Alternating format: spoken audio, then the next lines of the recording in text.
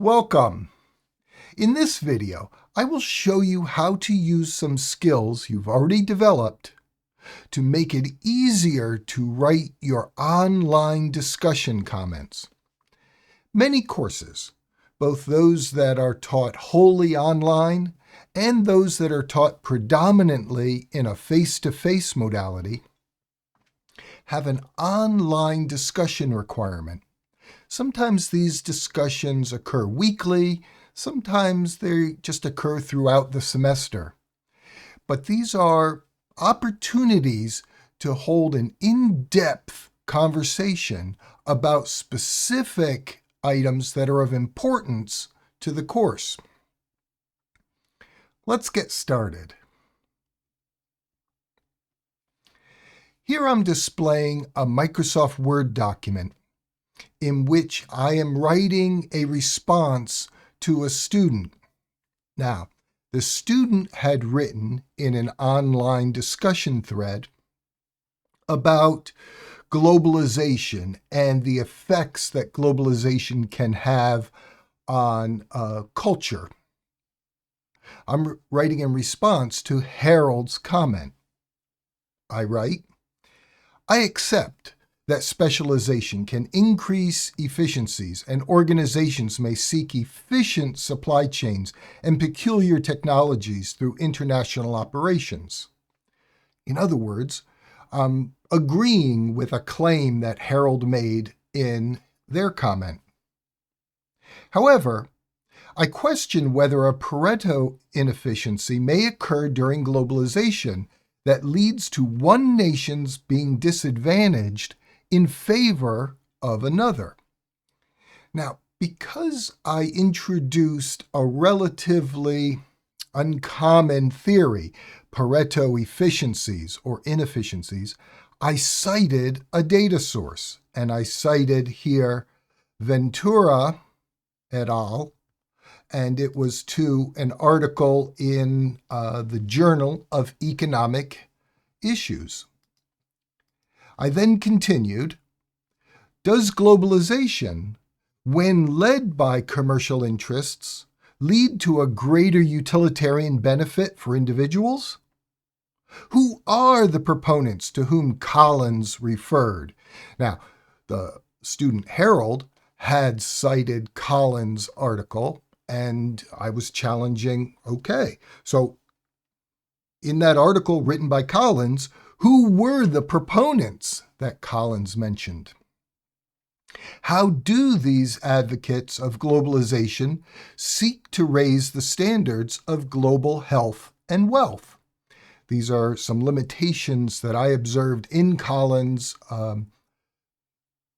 magazine article. So I'm challenging the student to dig a little deeper and seek to understand the background information that had been presented in a source, Collins's article, that the student had cited.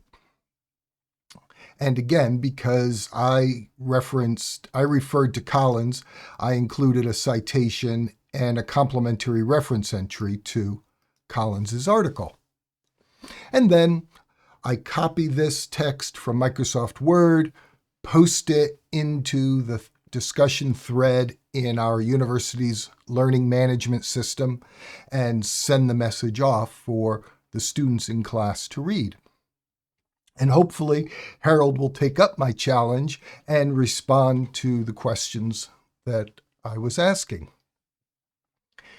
Now, I could have written this message in the text box in the learning management system. But if I were to do that, it's a little more difficult for me to add formatting, such as bold and italics or extra. Oh, did you hear Mika? There's Mika. She's sneezing over here. But anyway, sorry about that.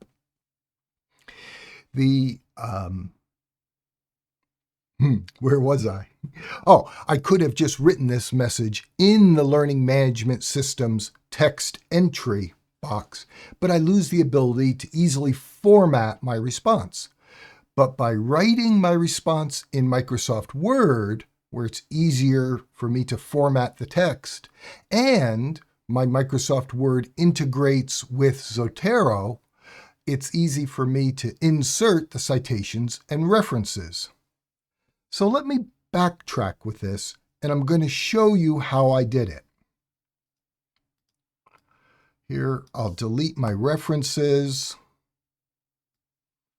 I'll delete this citation. I'll delete this citation. Okay, now here's just straight text that I've typed. So right here, after the word inefficiency, I want to insert a citation to Ventura et al.'s paper. So I bring down my Zotero menu. I add a citation to Ventura, press enter twice, and I get the citation. And then here after Collins, I want to insert the year of Collins's article.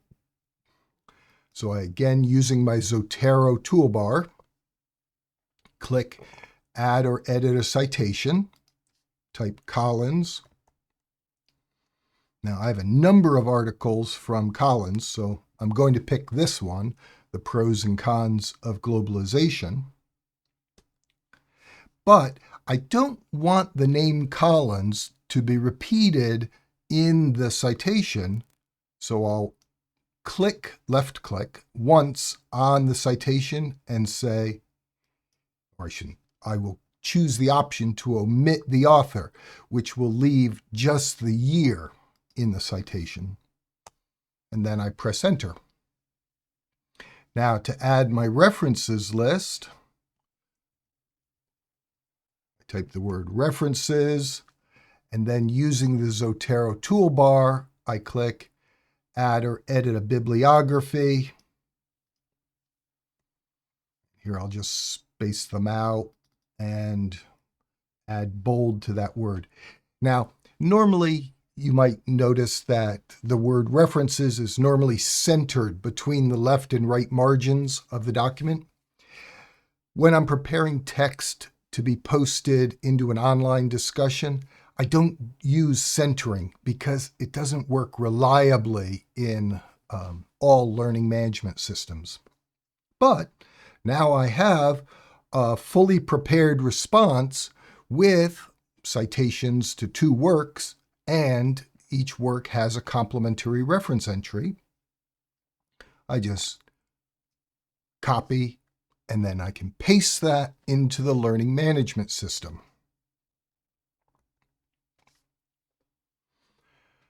I hope you're thinking ahead as you participate in all of your classes. What skills have you learned in one course that you can apply in another course?